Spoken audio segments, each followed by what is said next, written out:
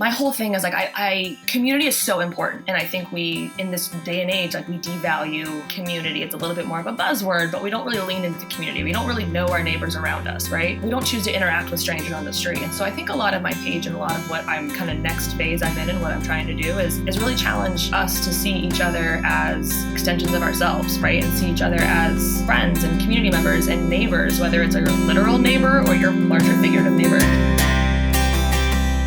Welcome to For the Long Run, the podcast exploring the why behind what keeps runners running long, strong, and motivated. I'm your host, Jonathan Levitt. Through personal and professional connections in the running world, I have the privilege of getting to know some amazing athletes. I've always been fascinated by the psychological aspect of running, and this podcast is aimed at exploring this and much more. I hope you enjoy. Have you guys heard of Beam?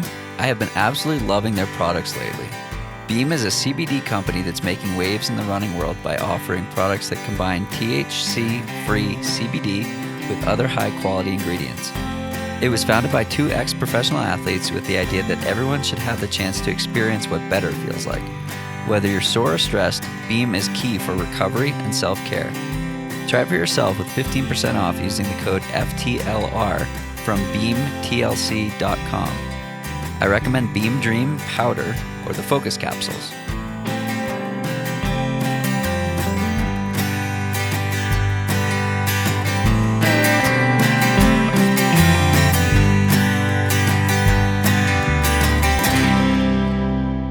And welcome back. I have Erin Bailey joining me on the podcast today. Erin, thanks so much for taking some time to chat. Erin's dancing right now. You guys can't see her, but I can. The energy, you can feel it. I'm pumped. Big Friday. I love it. Big Friday energy incoming here.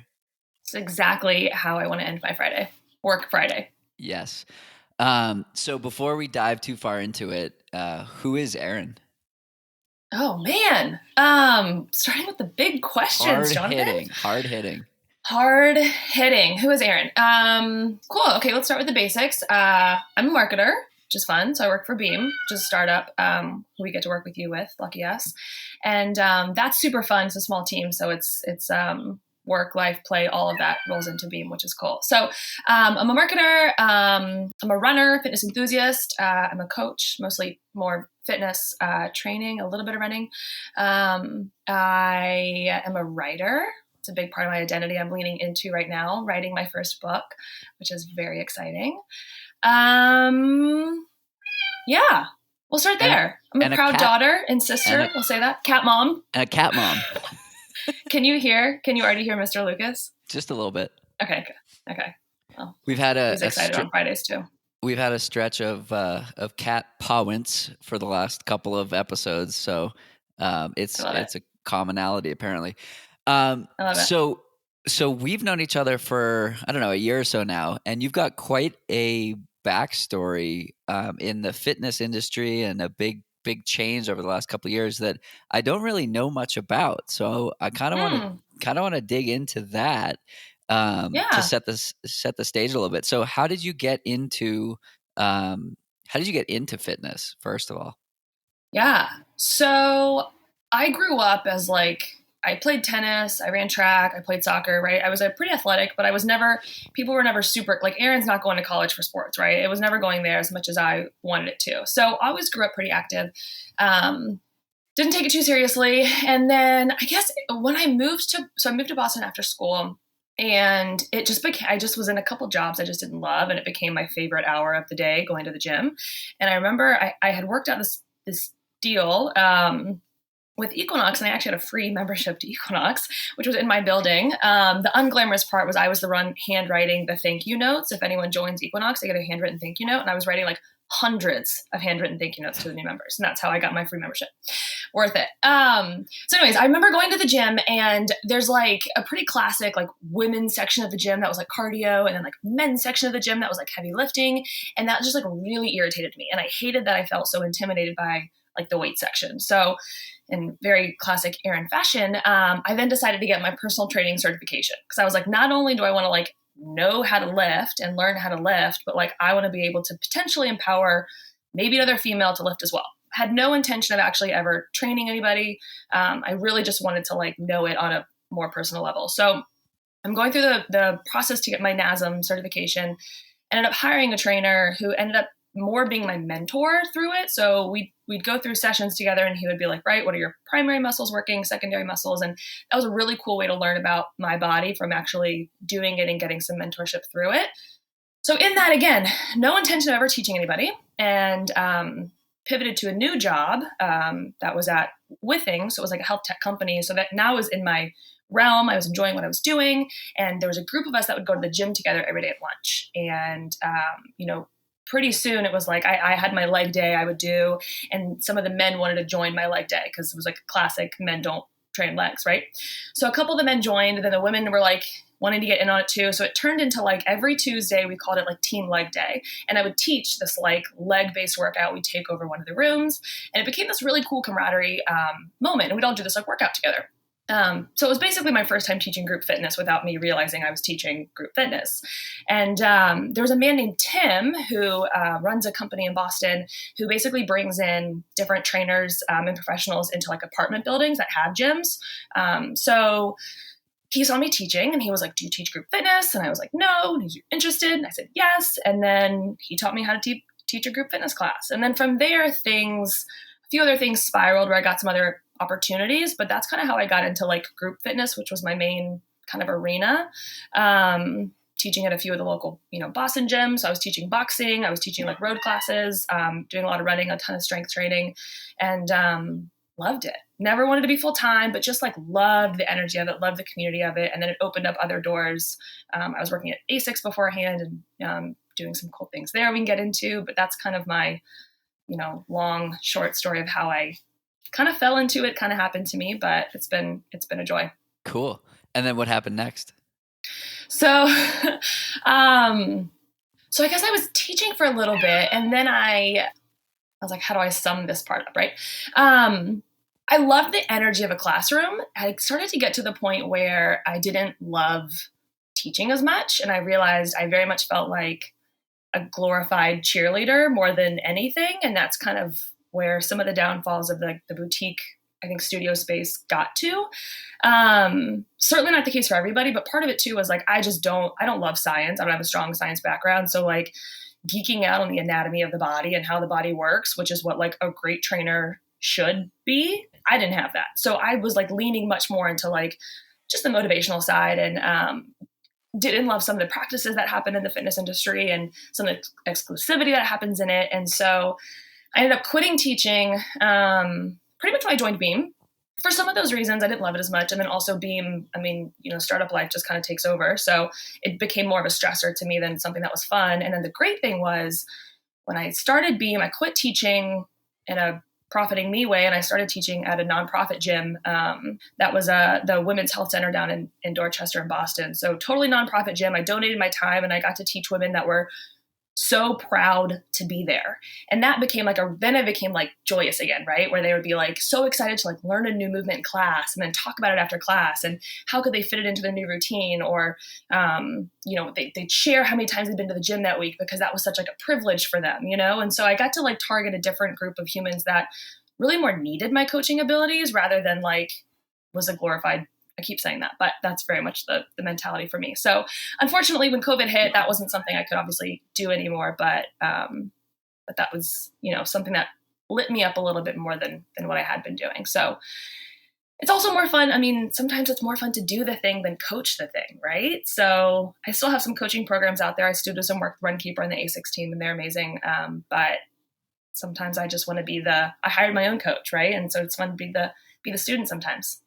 Mary Johnson is your coach, and Mary has been a guest on this podcast, and that was a fantastic episode. And as she talked about in that episode, she follows different seasons of life, and so it's like you're giving the example of different seasons of life, not applied to running, but applied to life, I guess. But yeah. Yes, that was and she's phenomenal. I was yes. I'm glad you plugged her because I've been working with her now. I've worked with a few different coaches, and I've worked with her. I just wanted to try a new style, and probably been 6 weeks, 2 months now. And it's been amazing. Amazing. So that's been really fun. And have you run have you picked a time for your big 10K goal? No. Okay, so what Jonathan is talking about is when I didn't have a coach, I have a Garmin. And you know how Garmin has those like pre-loaded programs in there? And there's like a few different Hmm. coaches you can pick from. So I wanted to try something new. And so I was doing a 10K program on there. And so I had like a sub 50 10K goal, which was pretty fast for me. And I was going through the program, and Jonathan and I actually bumped into each other on one of my runs. And I ended up stopping doing the program and hiring Mary, specifically because the whole program was like, I was doing A 800s lot for of 800s. days. It was like an unbelievable amount of 800s, which I'm very good at now. I could run 800s actually all day long. But the cool thing is I actually like paused on the program. This is one of the reasons I hired Mary, was because like running for me was always like me chasing a goal, right? I'd be like, I'm going to run this marathon or run this half or get this time or whatever. And I had never really just run to run. And I'd be chasing a goal, and then I'd hit the goal, and then I'd be like, what now? And I'd stop running, or I wouldn't enjoy it anymore. I could have been burnt out. And so hiring Mary was really more about like, I just want to like get the basics back down again, right? I want to build some consistency. I want to feel like a strong runner again, because I don't feel that way. And so it's been nice. I get this question a lot, like, what are you training for? And I was like, I'm actually not training for anything. And that feels really, really good, because it's just fun to run, and I'm progressing faster because I don't have that pressure of failing or succeeding in a run, right? It's just a run. I love that. One of the things that I talk about a lot on the podcast is this um, goal oriented versus process oriented approach, and you outlined exactly the downside of the goal oriented approach, which is like the goalposts are tangible, Mm-hmm. and once you hit it or once you pass it, then what? And for some, like that's the motivation you need to get out the door every day. But again, it's like what happens when you hit it.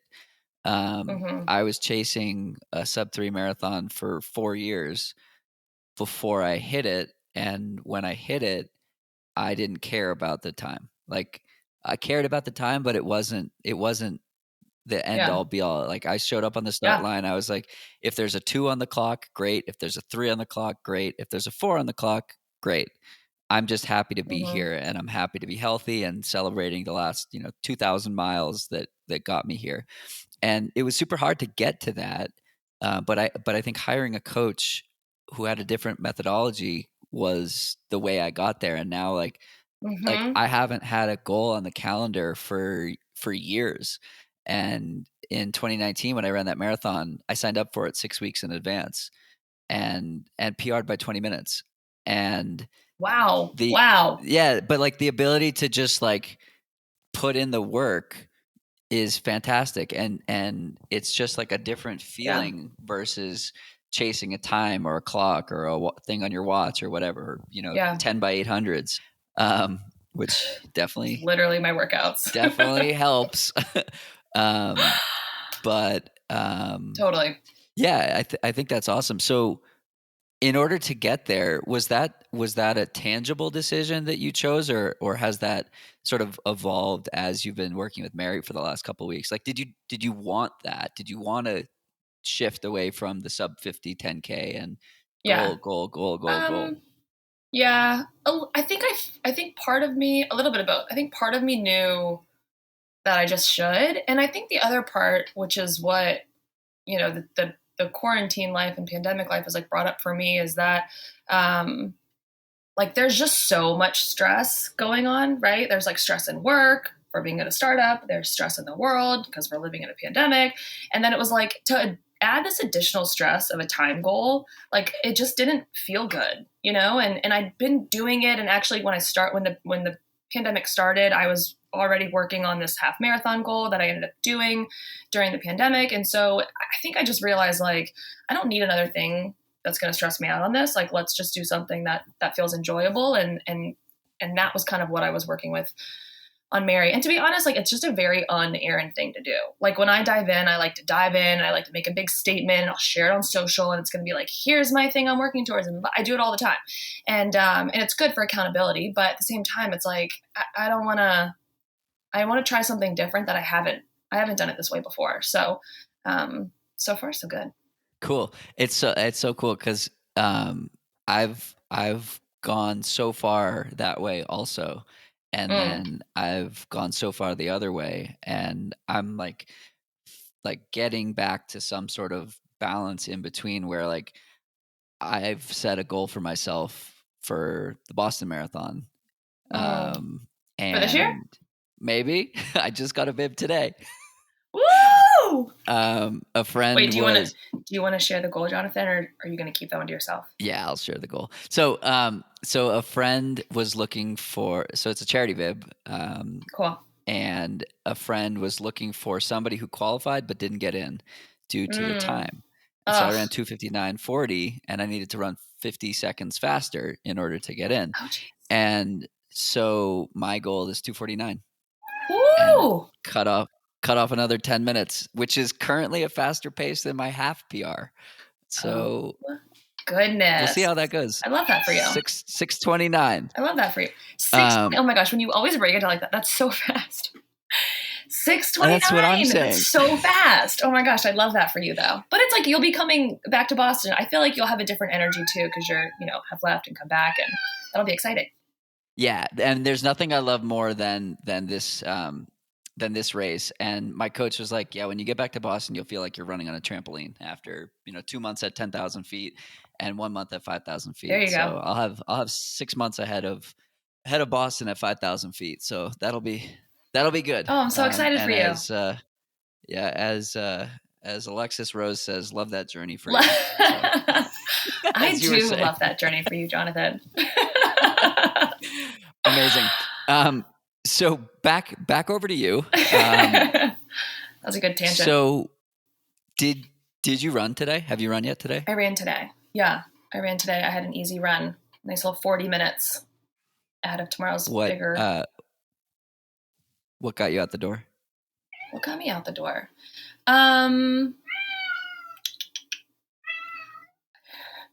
Other than Mr. Lucas screaming at me right now. He's a good motivator. No, what got me out the door?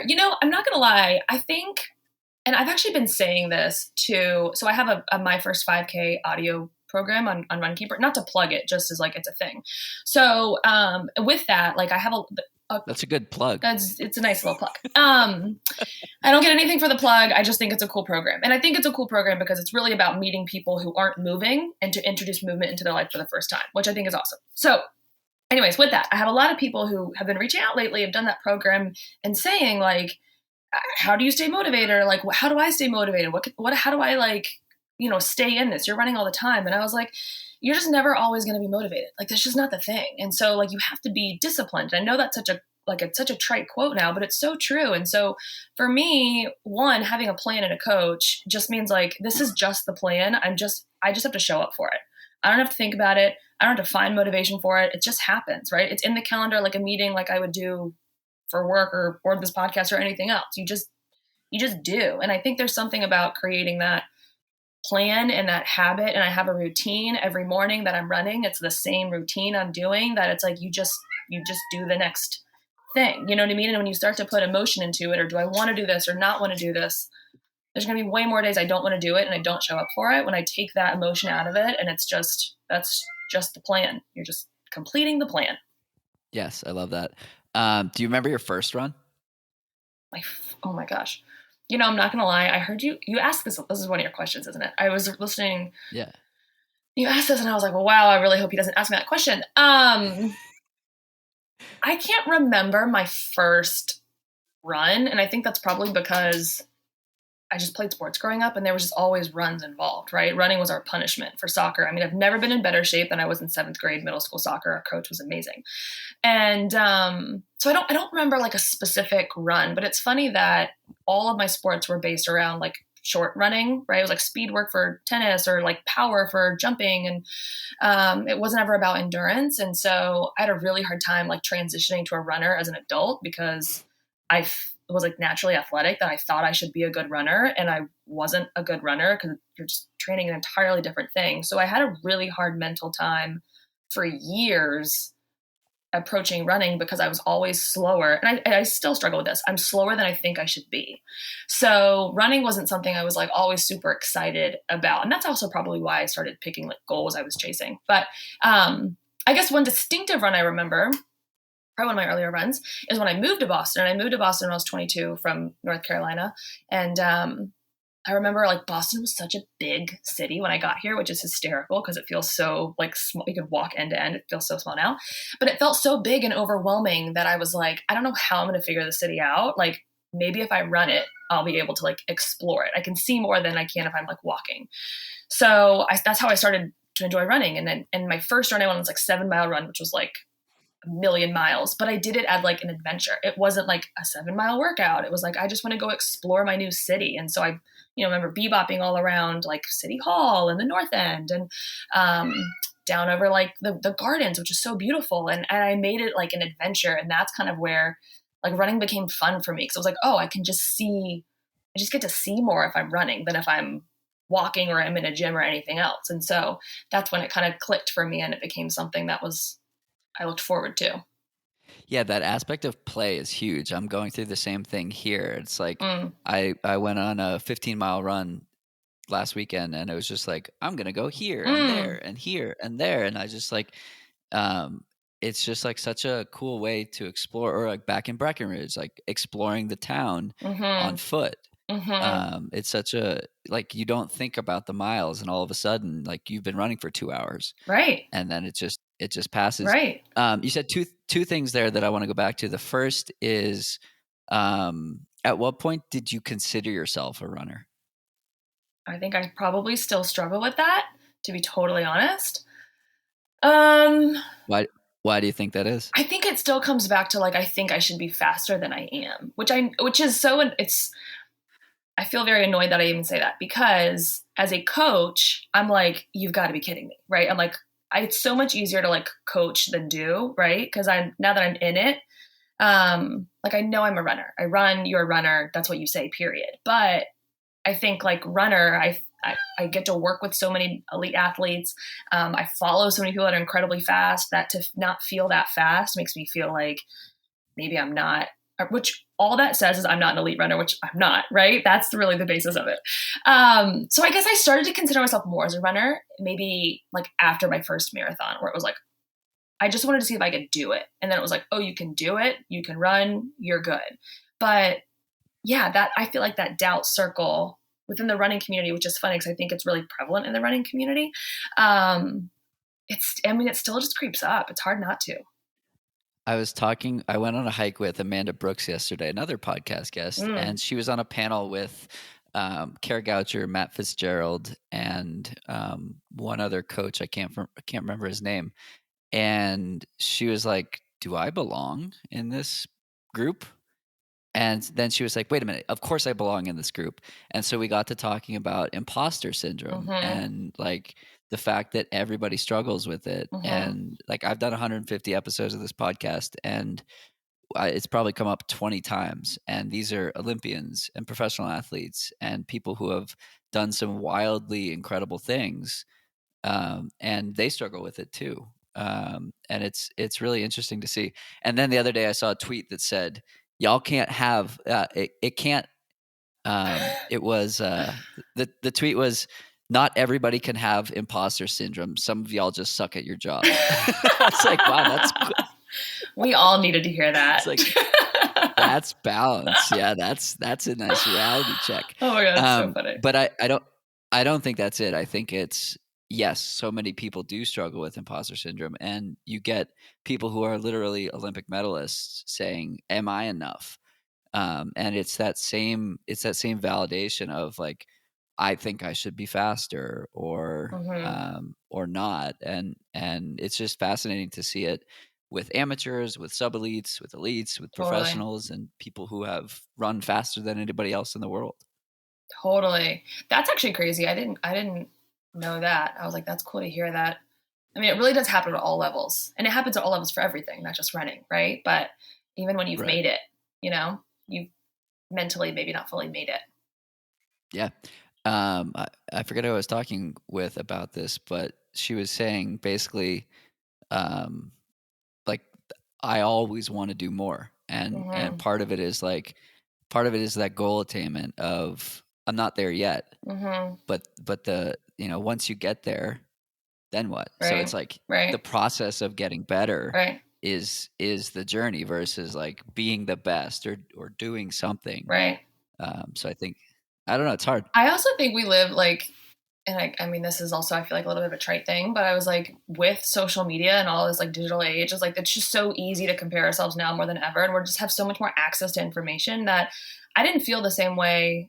I don't feel like I had the same amount of like doubts in my physical abilities when I was in high school, when social media didn't exist, as like to when I do now, because I can see, I have access to so many, I mean, in Strava, and you see people's times and distances and people see mine. And like, there's a whole thing where it's like running isn't just for me anymore, because I've chosen to share my running journey with everyone else. So I'm opening it up to other people's opinions and criticisms and critiques or compliments or whatever, that now it's not just running for me. You know, I think if I maybe chose to have a slightly more private life and not share those things, I might consider myself a runner already, because I wasn't choosing to ask for someone else's opinion on whether I'm a runner or not. You know what I mean? That it's almost like if I show up in a certain way and I'm like, I am a runner, and then someone's like, oh my God, this girl runs a 13-minute mile. No, she's not, or whatever. You know what I mean? It's like, you open it up to this dialogue where I feel like I almost want to like automatically humble myself in it too, in case someone comes at me from a different angle.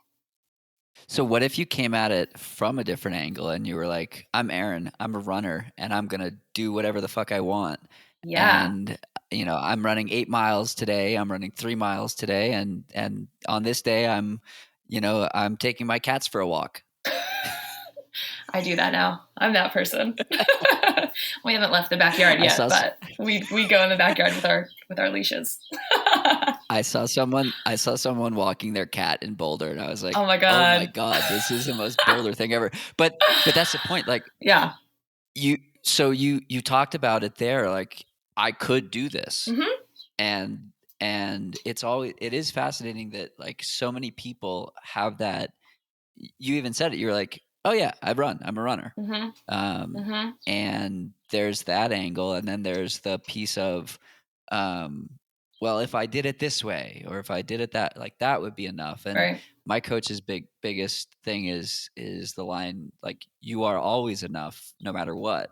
And so whether it's a 13-minute mile or a 30-minute mile, if you're doing it, you're doing right. it. Totally. I say that like 47 times in all my running coaching programs. And then I hear myself doubting myself, and I'm like, what is that about? You know, we're just so harsh on ourselves, and it's unfortunate. Oh, really? It's unfortunate. Yes. Thank you for calling me out on that. Back over to, in a positive, supportive way. For sure. You runner, you. Thanks again to Beam for sponsoring this episode of the podcast. As the days start to warm up and get longer, a cool down routine in the evening becomes even more important. Did you know that you can get a subscription to Beam's Dream Powder?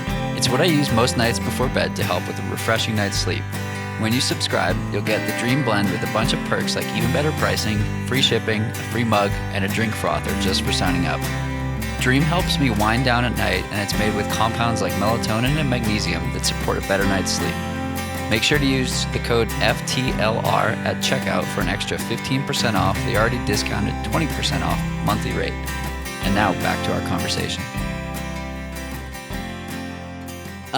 So jumping back to the social media conversation, you do have a pretty big platform. That's how we met, which is cool. Talk to me about your intent with social media. I've appreciated how you use it. And the activism and the calling out of like, don't be lazy and just do this. Not lazy, like inactive, but whatnot. Talk to me about that. Yeah. How is that? How has that evolved?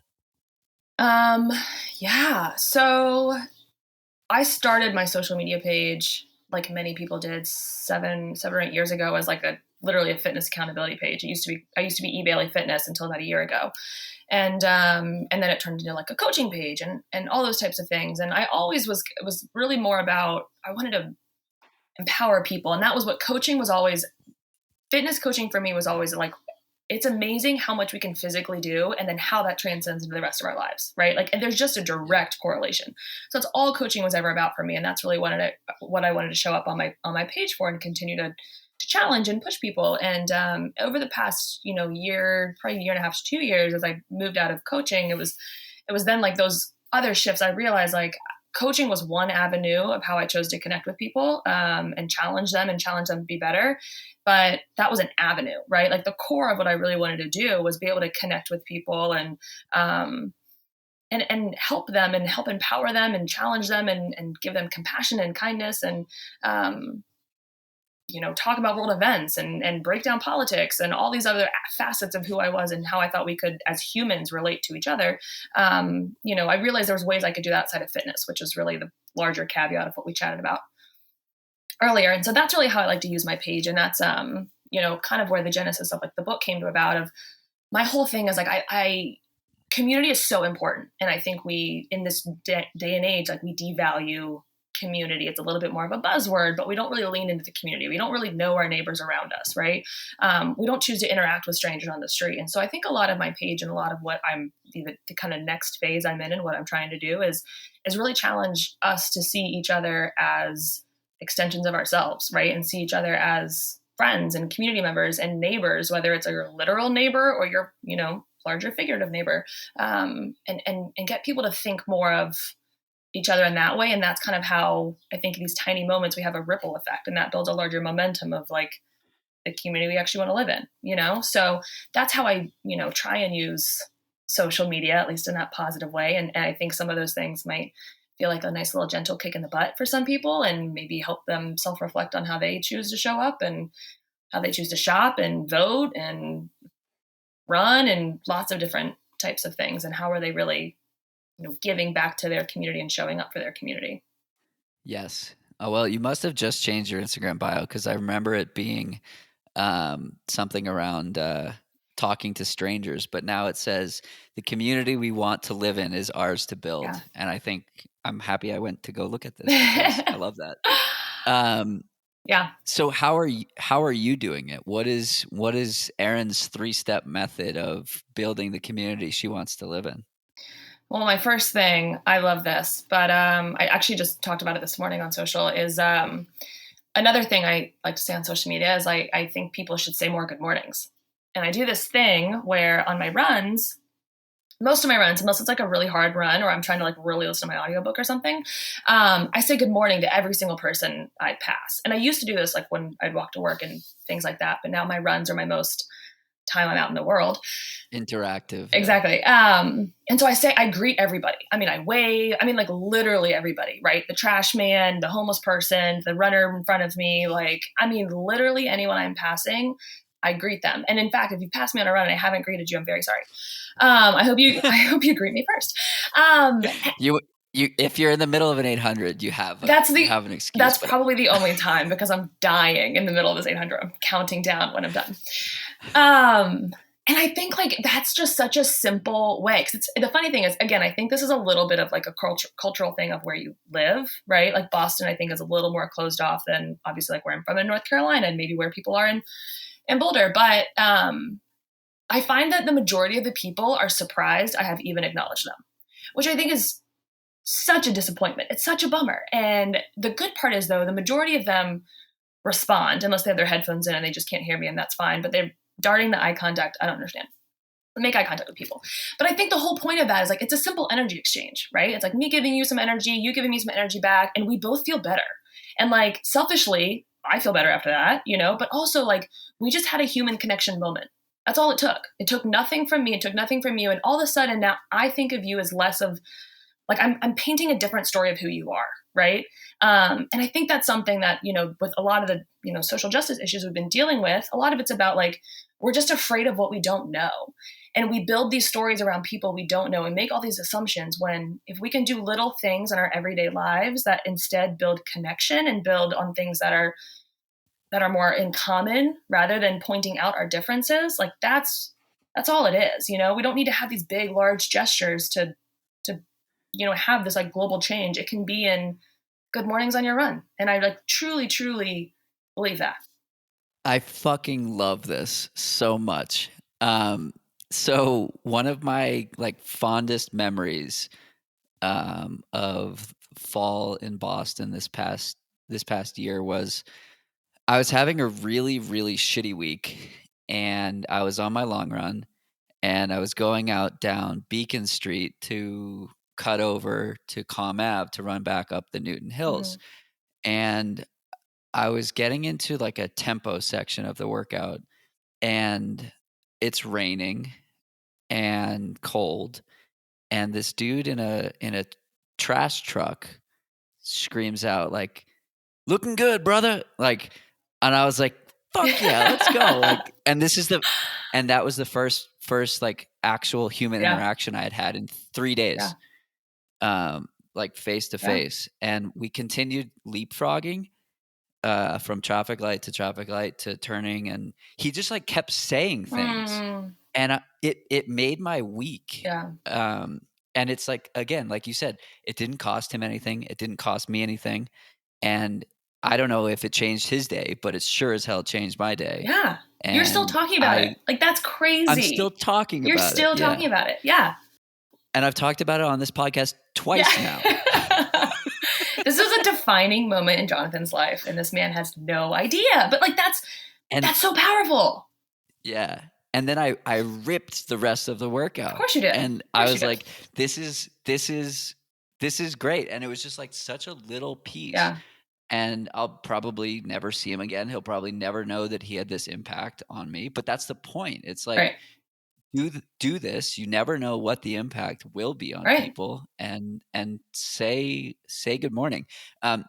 Well, I was gonna say, like, that's like such a perfect example of like, I think we often too, like when you enter a conversation, we're so focused on how we're getting perceived in that moment, when the potential to change someone's life clearly is like so great. Like, what if we leaned into that? And so easy. And so easy. Exactly. In your years of fitness in Boston, did you ever run into Brogan Graham? I have danced around Brogan a lot, but I have never met Brogan directly. But I know about him. We have a lot of mutual friends. We've like, I don't know if he knows who I am, but I very much admire him. So your energy is very similar. Thanks. He's got a few more inches on you. Yeah. But, kind of tall for a female, though, comparatively. Yeah. Well, he's kind of tall for for a horse. And like what I love about him and you is this positivity, and like, we're gonna do this, and we're gonna bring other people along, and we're gonna, like, he set a goal for himself at the beginning of February, which was horrible timing, of meeting a new person every day for 100 days. Wow. And then COVID hit. He was like DMing people on Instagram. Yeah. And he tried to keep doing it at the beginning of COVID, and talking to the cashier and these kind of, like, the mailman and all these like service jobs that people ignore. And it's like, those are humans, and they're there to make, like, they're making your life easier, and the least you can do is acknowledge them. And so his thing is like, acknowledge the people pouring your coffee, and acknowledge the people standing next to you in line. And I just, like, I love this so much, and I think that the world needs more of that. We were in Flagstaff, and we were standing in line at a coffee shop, and another thing he loves to do is buy people coffee. And I like these people. He was and so like, it was this girl from the college right next to us, or right next to the coffee shop, and he was like, I'm married, like, trust me, I'm not trying anything here, like, I'm just trying to be friendly, because people are skeeved out when you do something nice for someone. Don't get me right? I mean, I came from the South, and so when I moved to Boston, I was holding doors open, I was saying y'all, I honestly like had to tone it down, because everyone thought I was hitting on them, and I was like, why is politeness like flirting? And no, I am not hitting on you. Like, let me just hold the door open for you. So I totally get it. So the other day I was unpacking, or I was moving in, and for whatever reason, my garage door was open and the door to my house was open. And all of a sudden I hear a hello from the garage. I'm upstairs. I'm like, hello? And this guy is like, hello, did you just move in? And I was like, yeah, I did. He's like, we got some boxes to take care of. And I'm No, he like, didn't. we got what? I was like, we got what now? He's like, you got to cut up the boxes that you put in the trash area. I was like, oh, I didn't know that. I'm sorry. And I thought he was going to like yell at me Mm-hmm. for what I did. Mm-hmm. He's like, you got a knife? I was like, no, I don't have a knife. He's like, don't worry. I got 4. You could have one. Oh my And gosh. he's like, come with me. So he spends 20 minutes cutting boxes with me. Oh, And he's lived in Boulder for 3 years. yeah. His name is Bill, We love and he's Bill. from the Midwest. Yep. And it's like, I told this to a friend who's from Minnesota, and she was like, yeah, that checks out. Like, Mm-hmm. the only place you can be nicer, that they have nicer people than here is the Midwest, Mm-hmm. and I guess the South. In parts of the South for sure. But it's like, Yeah. these people are trying to be nice, and like I'm conditioned to think that like they're gonna get mad, Right. Right. and it's wild. It's just like, Yeah. do something nice for others. Totally. Yeah, I was like, and similarly too, I was like, I have to be careful. Like as a female, I have to be careful of like situations I put myself in, and especially on, I mean, honestly, like especially on runs and things like that, like how friendly I am, like has put me in compromising situations because I was coming out with a good intent. Some people aren't, which is the unfortunate part. But the point is like, yes, be safe and be like responsible, but like we need to be able to relate to each other on like a human level always. You know what I mean? Like that needs to be the first step. And then that's how we build connection and build community. And that's how we create the life we want to live. You know what I mean? It's very simple, I think. Very simple. So switching gears a little bit, talking about the book. Where did that idea come It's really from? not switching gears so much, is it? This is like a nice little segue, actually. I don't know. All right, we'll do that over. Not switching gears a little bit. Talk to me about the book. Evolution. So I just love to write, and I very much have like felt like I had a book in me for a few years now, and I've gone over a couple ideas and was working on one, and then actually had the book sent to me. I was like, oh, someone else wrote the book I was going to write. So anyways, I actually got this opportunity, and this I haven't fully shared publicly before. But I got an opportunity through Lululemon to go through this kind of 6-week boot camp with 20 other incredible humans that are community builders in their own right across the country. And as a part of that, we got a grant, and the goal was for them to like reinvest into community builders in other areas. And the only kind of parameters with it were like, what would you do if like money wasn't an option? Like, what are you not doing? And like, we want to help support that. And so, for me, it was like this book, like, and there's to go into the publishing thing is a whole other venture. And I just didn't want to do it that way. So anyways, I got a grant through Lululemon to like write this book. And the book I wanted to write, was really a book to help people like get into this framework that you and I literally just went over. Right. And I think part of it too is, we go through so many of these daily motions of our life, and we don't choose to stop and reflect and like, how did that make me feel? What happened? Am I showing up as the human I want to be? Am I continuing to grow into the human I want to become? Like, am I proud of who I am? It's all these things. And so part of that came from, when the pandemic hit, I started, I journal a lot, just kind of work through my emotions. And I realized a lot of people also maybe could benefit from that, but don't know where to start. So I started this thing called the Daily Writing Dose, which is Monday through Friday. It's a free newsletter I send out with just a journaling prompt. And it kind of took on a life of its own and has some legs. And I still sent it out a year later, which is really fun. So I'll put a link in the show notes. Oh, perfect. The Daily Writing Dose. So the book I'm writing is kind of an evolution of that, but it's a little more programmatic in that it kind of gets people to think about like, are they really the human that they want to be, and are they showing up in the way they want to show up? So it'll be kind of a year-long journal that people can take themselves through, and hopefully launching at the end of the year. So stay tuned. Was that scary to commit to? Oh my God, it was so scary. It was so scary. This is actually, to get into it, this is the original book I had gotten the grant for, I've tabled because it's actually a real community book, but I needed a community in person to be able to write it. So that book has been sidebarred. So this is my second idea book. So this will be the first book that comes out, which is great because it's really more of a journal than a book. And then the second one will be a book. But it was so scary that a month ago, I went down. I love documentaries on Netflix. I've watched most of them, and I was watching this documentary on immigration in our country, and got very heated about all the immigration issues, which you don't need to go into. And I literally that night almost donated all of the money I'd gotten to this nonprofit that helps with immigration reform.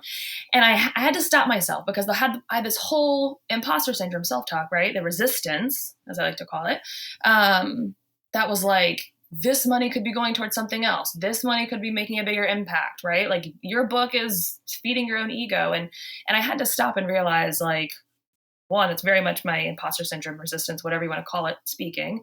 And two, like, if I do this in the way I think I have the ability to do it, this could be pretty powerful. And this could change the way people live. Think about themselves. Yeah. And then act and then do. And then it's just a, it's a ripple effect. So not to put too much pressure on myself, but it could potentially have a really big impact. Just a little bit. So then I had to like announce it on social media that I was like, I'm writing a book, because I was like, I need to put it in the world so that like I do it.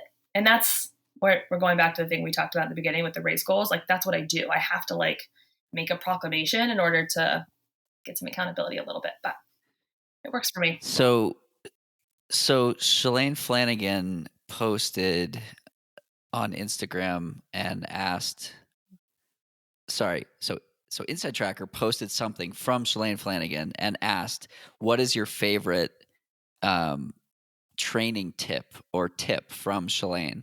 And my answer to that question was big, scary goals and bring others along for the ride. Yeah. So that's the piece that resonates, that like you're doing this, but you're not doing it in a silo and you're not doing it solo. And you're inspiring other people to like set these big, scary goals. Like I could choose to not share my 249 goal, but I have people literally DMing me like, thanks for, posting your goals. Like, here's what I want to do. And like, that's the point. Yeah. Like, who gives a shit if I run 249 or 251 or 401? Right. It doesn't matter. Right. The part that matters is, did you do something challenging, challenge yourself, and inspire others to set their own bar higher? And so by being so public about what you're doing that. I love that. I think that and then another piece sort of related to what you were saying is a couple episodes ago, I was talking with Joe Holder, and Joe has a platform. He's incredible. He's got a platform of, I don't know, 150,000 people on Instagram. And I asked him about that. He's like, I don't care. Like, if I help one person, that's impactful for me. That I've done my job. And so I reflected on a line in the Holocaust Museum that is, save one world, save a world entire. So it's the idea that if you help one person, it's an entire world. And to them, it's everything. And so what you're saying is, like, if one person reads your book and it changes their life, you've changed an entire world. Now imagine tens and dozens and hundreds of people, thousands of people. And I think that anytime that imposter syndrome, or like, what am I doing? Like I post a fucking run every single day on Instagram. Like, I post about a run. It's so insignificant. It's so meaningless in the grand scheme of things. And I so often ask, like, why do I do this? And why do I care? But other people care. And it brings other people along to try and do their own thing.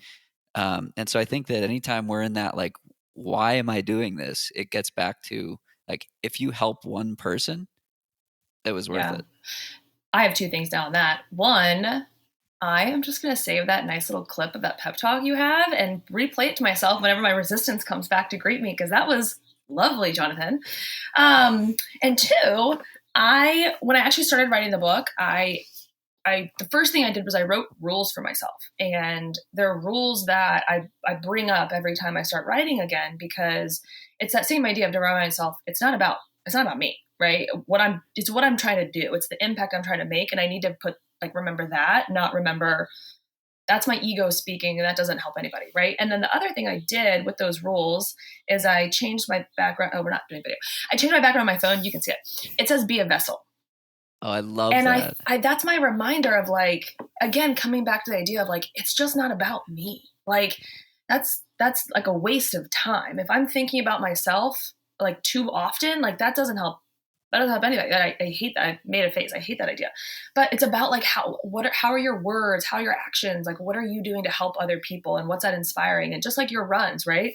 I have certain pages I go to if I do need motivation in the morning, or if I need like a little something. And I was like, yours is one of them, right? Like yours is one of them I go to because I know consistency is like how you show up, and that's inspiring to me, you know? And so it's so true where it's like, it's not about you. You're going to run regardless if you post it or not. But it's like, what does that inspire? What's that ripple effect that could happen? I love that. I'm going to reference a conversation I've referenced like, I don't know, 20 times now on the podcast. The last conversation I ever had with my grandfather was about the meaning of life. And he told me that he's figured it out, and that the goal of living is to leave the world a better place than when you came into it. And if at the end of the day, that's what you've done, your life is a success. Yeah. And I love that. That's all that you can aspire to be. 100%. I love that. Go, Grandpa. I think that go, Grandpa, he's listening right now. I think that if that's your North Star, like you can't go wrong, right? It's like, as long as that's what is your guiding principle, whether it's through a book or showing consistency or like showing up for yourself so that you can show up for other people. I think that's success. Yeah. I think the second thing on there, I totally agree. The other thing too is like, I think sometimes we get in our own heads, and people say this all the time of like, why do I need to go start a podcast? Why do I need to write a book? Why do I start this Instagram page? Like so-and-so's already done it, or so-and-so's already said it. And it's like, sure, 100%. There's no way there's new ideas right now. That's just, everything's been said, everything's been done 10 times over, right? But like, however you're choosing to do it, and you're choosing to show up, and you're choosing to tell your story or impact other people, like that's the differentiator. Like that's the unique perspective, and that voice is important, and that voice is always going to be important. And so that's why like we just have to show up and live in our fully expressed selves to give people permission to be able to do the same. Totally. What does success mean to you? Can I take your grandpa's quote? Sure. Because I love that. I think right now I would think about it two ways.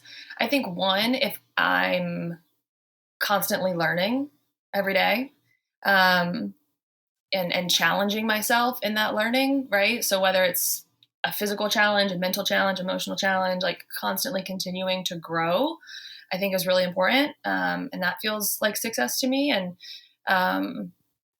then the second thing would kind of be like what we just talked about, is like, it has to be about other people. It just can't be about myself. If I'm thinking about myself too much, like I'm failing, right? It's like, what am I doing to learn about somebody else, to help somebody else? So, I mean, that could be just to make my life not about me, you know? And I love to read, and that's like one way. Am I learning about other people's stories? Reading Gloria Steinem's book right now, which is phenomenal.